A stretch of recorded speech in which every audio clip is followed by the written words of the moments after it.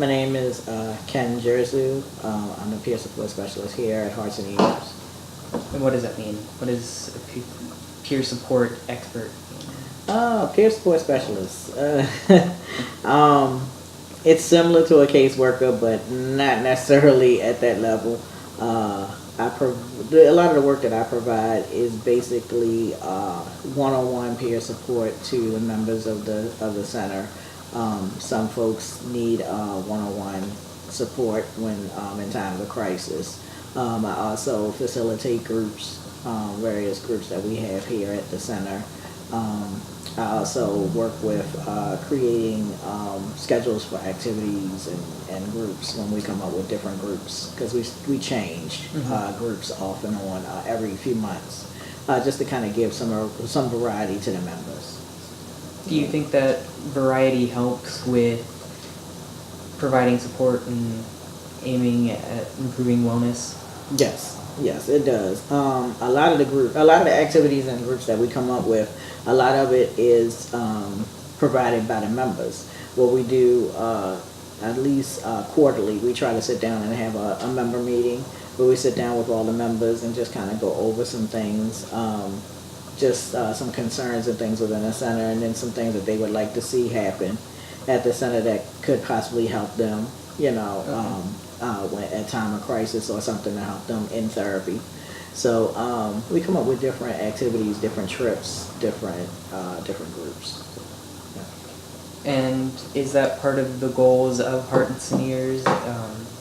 And what other goals are there?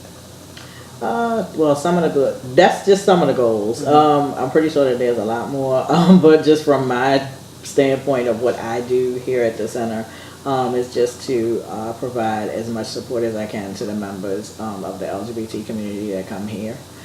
We have a lot of folks here who a majority of the group that comes here are transgender individuals.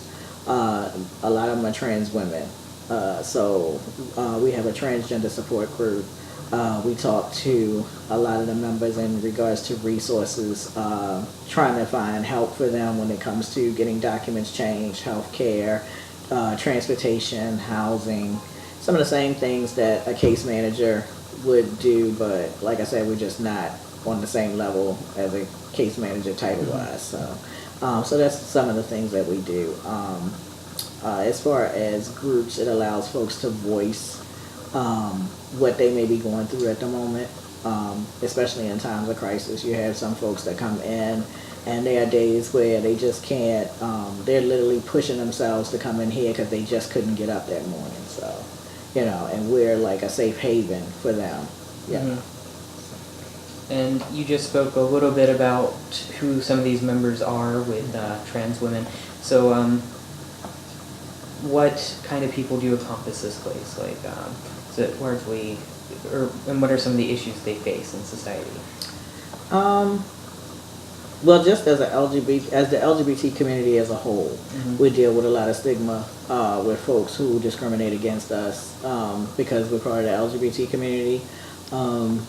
We deal with, it's also a double-edged sword, because not only we're dealing with that part, but we're also dealing with the mental health piece, where you have folks who may be suffering from various disorders, such as being bipolar, schizophrenia, depression and anxiety, different things. So we just try to, we try not to run things in a clinical setting here. We don't have like medical physicians here that handle medicine and things like that, but we do provide that piece of support that allows folks to come in and talk to us. So with that being said,